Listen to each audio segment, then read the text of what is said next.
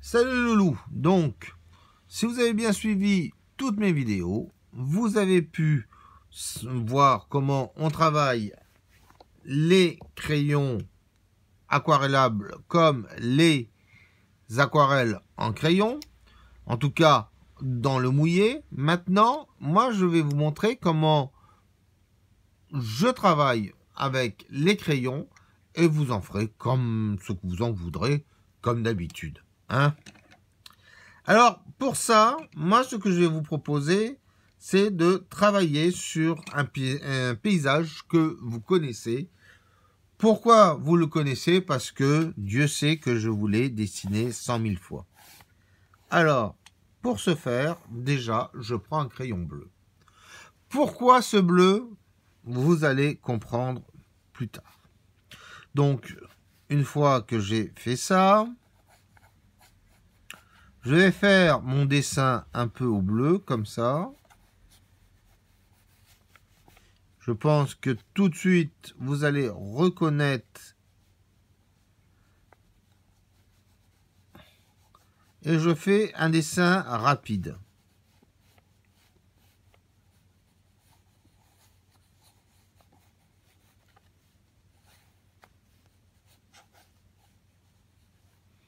Voilà. Donc là, j'ai fait un dessin ultra rapide. Maintenant, je vais essayer de choisir un bleu qui soit peut-être un peu plus pétant pour un ciel ou je sais pas. Je vais voir. Peut-être que je vais essayer de faire un ciel à la main nue.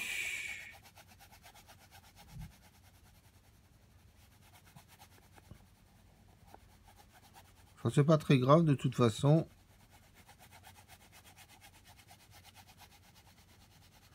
Donc,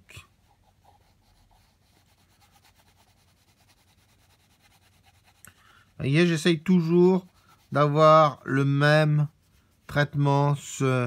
Quand vous faites des frottis, ne faites pas clac, clac, clac, clac, clac, clac, clac, clac.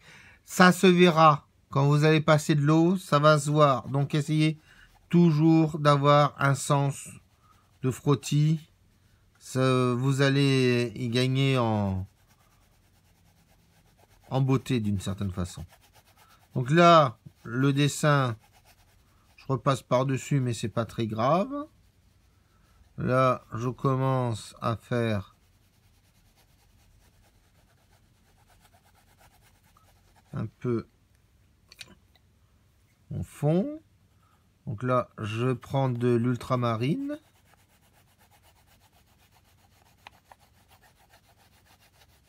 J'appuie un tout petit peu.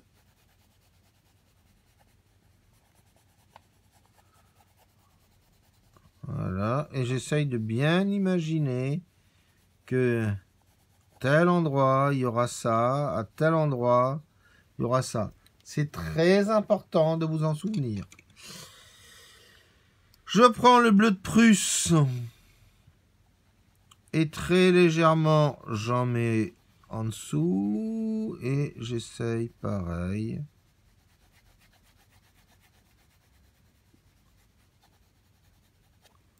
Voilà, je vais prendre Movendick,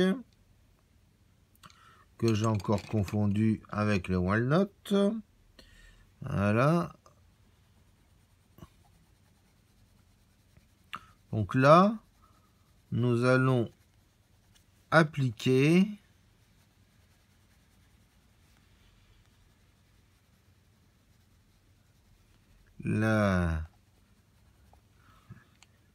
enfin on va dire le crayonné ou l'aquarelle soustractive.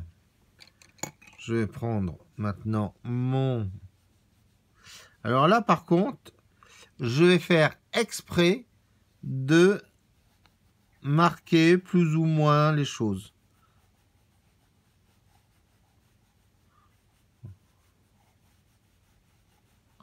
Pourquoi? Parce que je suis en train de préparer d'une certaine façon ma mère, plutôt mon petit bout de mer, à la suite. Je vais reprendre mon bleu de Prusse.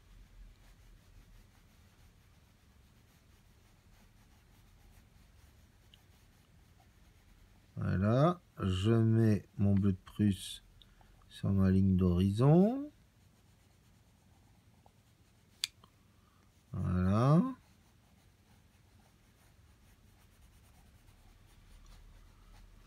Maintenant, alors je vais prendre le Vendic et on va faire taper plutôt la lumière, elle est un peu par-dessus, donc un peu comme ça. Donc, sur les rochers. Alors, les rochers, je peux utiliser à la rigueur le Vendic pour faire le début des... Voilà, et je pose un peu de valeur, mais très légèrement, surtout très légèrement. Je vais prendre mon ocre jaune.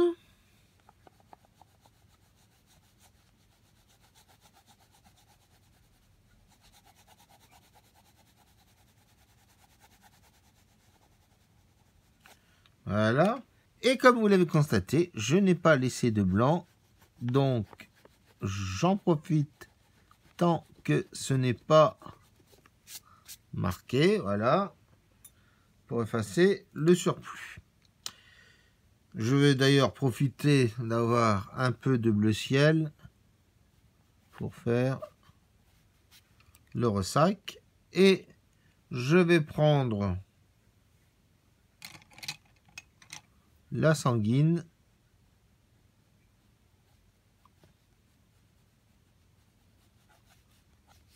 Voilà. Je reprends mon ocre jaune et je vais en passer ici.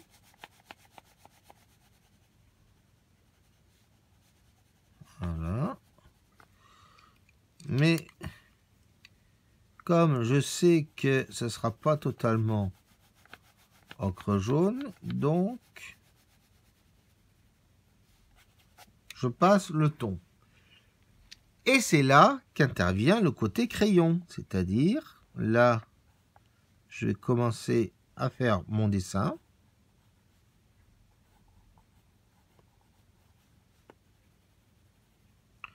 Alors là, je ne sais pas pourquoi j'ai pas mis d'ocre jaune, parce qu'en fait, là, on a tout ça et on a tout ça. Voilà. Donc, hein. Voilà. Alors, là, je fonce avec un tout petit peu de sanguine, mais si vous connaissez bien un peu vos couleurs, vous pouvez utiliser aussi un peu de bleu ultramarine. Voilà, ce qui va vous marquer un tout petit peu plus vos trous. Voilà. Vous pouvez faire voilà, les effets de briques. Vous pouvez faire les effets de briques. Voilà.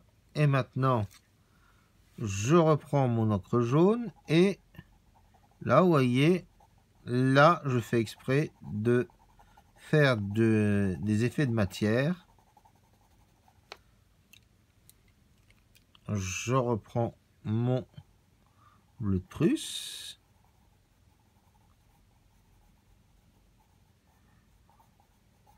Donc tout ça, c'est sur du papier sec. Hein. On est bien d'accord. Le bleu de Prusse, j'en mets aussi légèrement. C'est un léger, mais c'est même pas un frottis. C'est un poil de cul de fourmi de frottis. Hein. C'est franchement léger. Hein. Je vous le répète. Je vais prendre maintenant mon Vendic. Et là, je vais appuyer un tout petit peu et tout en mettant... Voilà. Voilà. Quoique j'aurais pu attendre un tout petit peu ça. Mais bon, c'est pas grave. Ensuite, je vais reprendre un peu d'ocre jaune. Je vais en mettre quelques petits traits ici. Voilà. Je vais reprendre un peu de Van Dyck et je vais en mettre un peu au pied. Voilà. Voilà. Et je vais m'arrêter là. Maintenant, roulement de tambour. Ou roulement de l'eau. Donc, premier truc, je passe mon eau et j'essaye de pas trop couvrir les blancs. Donc là, vous voyez, j'essaye de bien étendre, plutôt de détendre la couleur. Voilà. Et j'essaye de faire quelque chose d'assez sympathique. Voilà. Je monte bien la couleur. Ok. Je nettoie quand même. Hein. Pensez à nettoyer votre pinceau. Hein, n'oubliez pas que il y a quand même un peu de pigment d'aquarelle. C'est pas les muséums, mais voilà. Maintenant, je fais mes petits mélanges. Voilà. Là, vous voyez, regardez, on a les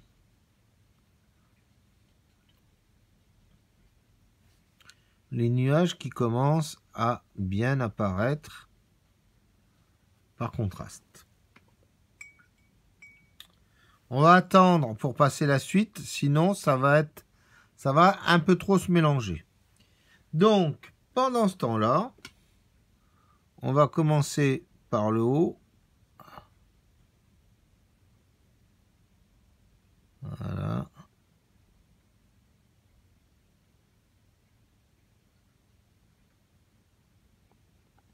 Et je termine par le bas. Voilà, donc j'ai mon verre qui s'est fait et en même temps j'ai les traces. Donc quand ça va sécher, vous allez voir, ça va être éminemment sympathique. Je vais pas continuer, sinon ça va se mélanger et ce sera n'importe quoi. Maintenant, on va passer un léger coup d'eau. Voilà. On nettoie. Voilà. Et là, c'est pareil.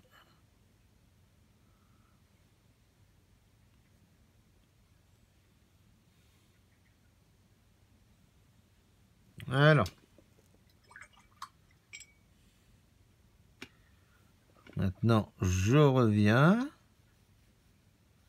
Et là où c'est légèrement plus sombre, je détends un tout petit peu la couleur. Voilà.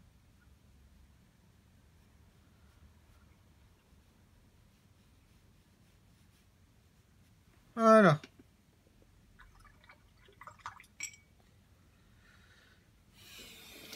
Je vais me faire les rochers, donc un peu comme tout à l'heure. Voilà. Avec les gris et les blancs. Les gris, c'est le mélange du Van Dyck et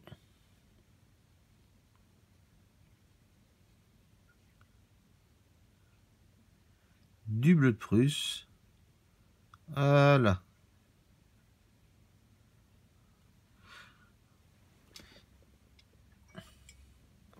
Là, ça n'a pas encore totalement séché. Alors, je vous propose 30 secondes de repos, le temps de faire sécher tout ça. Et voilà, ça a séché. Donc, vous voyez à peu près le résultat. Bon, il y a eu quelques choux-fleurs qui sont passés par là, mais écoutez, hein, il faut bien se nourrir parfois. Allez, maintenant, on va mouiller le reste. Et le reste, donc, c'est le fond en bas. Voilà. Là, vous voyez, c'est ça la bêtise que j'ai faite, mais c'est pas grave, je le monte un peu plus haut au niveau des teintes. Voilà.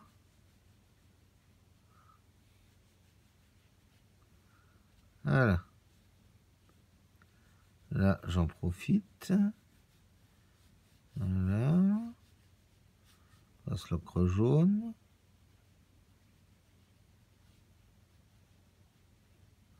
Passe un léger ton. Tontaine et tonton. Ah, c'est vrai, c'est vrai. Bon, pour cette blague-là, j'assume pas. Voilà. Donc, j'ai passé mes tons. Je vais faire sécher et je reviens.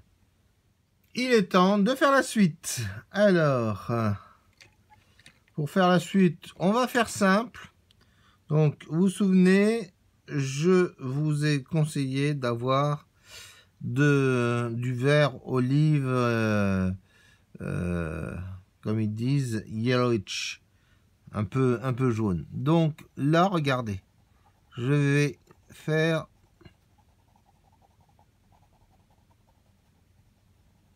mes petits piquants et je les dessine les piquants. Bon, là j'y vais un peu vite. Logiquement, voilà comment vous devriez les faire et ça devrait être d'ailleurs plus taillé. Alors niveau taille crayon, il y a un peu toutes les trucs. Essayez quand même de vous en prendre un bon parce que les trucs qu'on trouve dans le grand commerce, c'est franchement des catastrophes.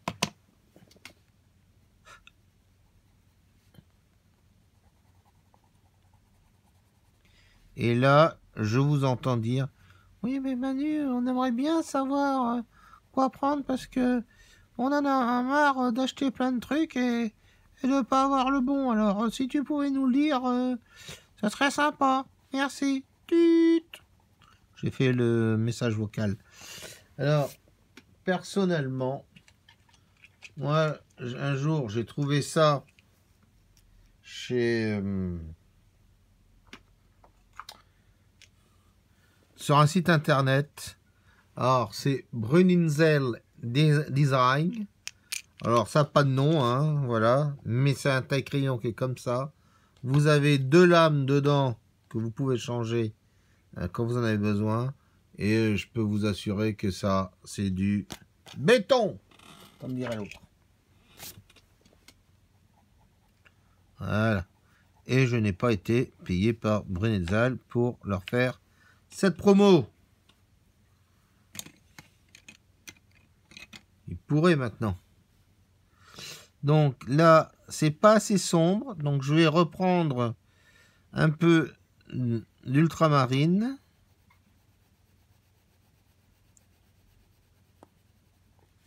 Voilà, là aussi. Et là aussi. Donc en mélangeant l'ultramarine, ça va me faire des contrastes, on va dire, assez doux.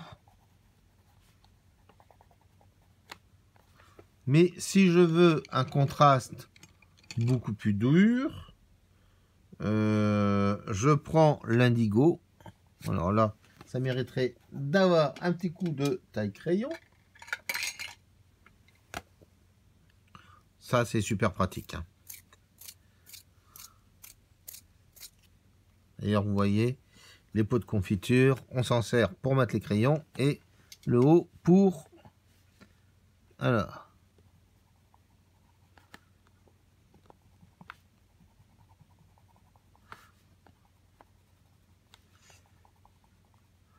Voilà.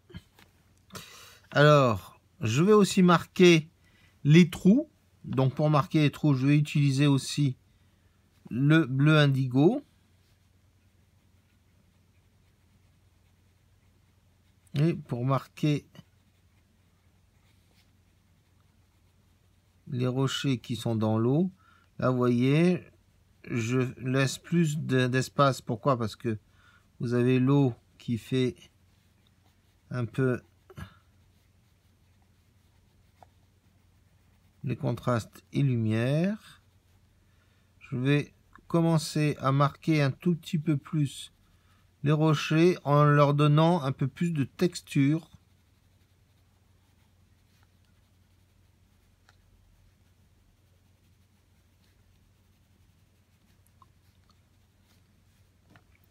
Voilà. Et là, nous avons aussi du maquis. Donc, pareil, j'utilise mon ocre jaune. Voilà, et en plus, il y a un trou. Enfin, il y avait un trou parce que maintenant, il n'y a plus le trou. Mais donc, voilà. Je vais prendre mon indigo. Comme ça va faire un vert vert. Voilà. Je peux donner quelques effets dedans. Alors évidemment, pour faire ça, il faut savoir légèrement dessiner. Ou du moins, si c'est pas dessiné, c'est plutôt synthétiser certaines choses. Voilà. Là, je vais en remettre un tout petit coup d'indigo. Est-ce que c'est pareil? J'ai pas eu ce que j'attendais. Je vais prendre mon bleu ultramarine. Je vais mettre quelques petits coups en plus pour faire un peu plus les effets de matière. Voilà. Vous voyez, faut pas hésiter à revenir. C'est pas parce que vous l'avez passé une fois qu'il faut pas revenir dessus. Je vais... oui, peut-être encore un petit coup d'indigo ici, à la rigueur. Un petit coup là, un petit coup ici. Et on va prendre... Est-ce que j'ai le bon? Oui, j'ai le bon. Je suis désolé, vous faire subir cette joie. Mais à chaque fois, je me gourre de crayon. Et je vous jure que ça m'horripile. Comme aurait dit Monsieur Wonder. Je ne suis pas fier de cette blague. Je vous l'avoue. Mais un tout petit peu quand même. Voilà. J'utilise encore un tout petit peu le sépia. Enfin le Van Dyck, je veux dire. Mais vous pouvez prendre du sépia aussi, ne vous inquiétez pas. Surtout si vous en avez déjà. Voilà. Donc j'ai fait mon petit dessin. Je vais encore mettre un petit coup d'ultramarine là-dedans pour faire quelques vaguelettes. Voilà.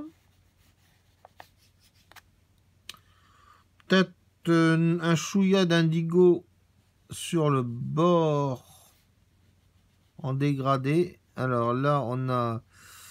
Ouais, ça va pas faire joli. Donc, on va essayer de corriger ça. Voilà. Et... bon, je vais encore faire quelques petites branchages. C'est pas grave si vous avez quelque chose qui fait ça. Bon, ça aurait été préférable que vous l'ayez pas, mais voilà. Maintenant, il est temps de mettre l'eau. Alors, et donc, par petites touchettes, voilà, vous mettez votre eau. Alors, pourquoi par petites touchettes et pas... Tout simplement, c'est pour que le dessin que vous avez fait avec la couleur qui est en dessous ne se mélange, mais pas trop. C'est-à-dire, comme ça, vous allez garder le graphisme que vous avez incité à avoir. Voilà. Maintenant, je nettoie mon pinceau. N'oubliez jamais de nettoyer votre pinceau à chaque changement de couleur. Ça, c'est Voilà, un peu d'ombre. Donc là, je vais faire mon eau. Voilà. Alors, vous voyez, je vais refaire ressortir tout petit peu.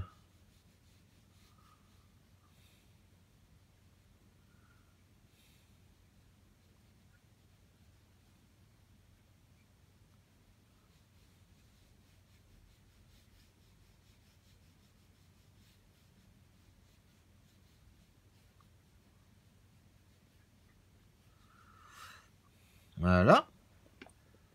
Maintenant, je vais me faire les rochers. Et vous voyez, je n'essuie pas trop.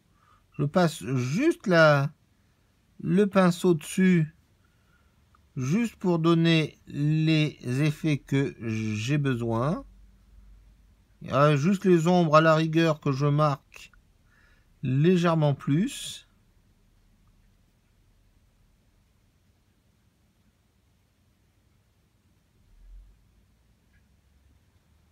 Voilà.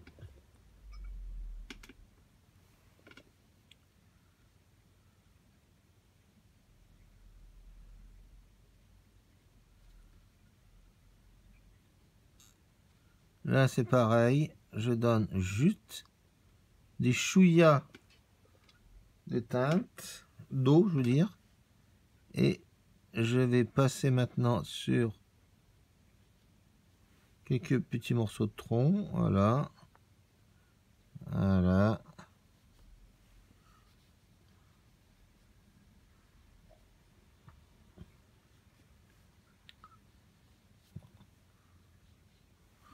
Voilà. Donc là, j'ai mon aquarelle qui est mon dessin aquarellé qui est fait. Et vous voyez, ça n'a pas pris franchement grand temps de le faire. Il fallait juste être logique pour que ça fasse effet. Je vous le montre en gros.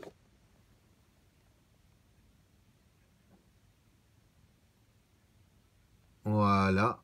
Donc, vous voyez bien que c'est assez facile à travailler. Il suffit juste de bien prévoir ce qu'on va utiliser. C'est-à-dire, quand on sait qu'on va faire un paysage, le paysage contient éventuellement beaucoup de bleu, vous commencez votre crayonné avec du bleu. Si vous faites par contre un humain, vaut mieux travailler avec une sanguine ou avec le chimarron, là, je sais pas trop quoi, Zimbabwe, là.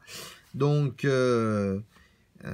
vous comprenez le système. C'est en fonction de ce que vous faites, vous déterminez une couleur générale et vous travaillez avec cette couleur pour faire le dessin primaire.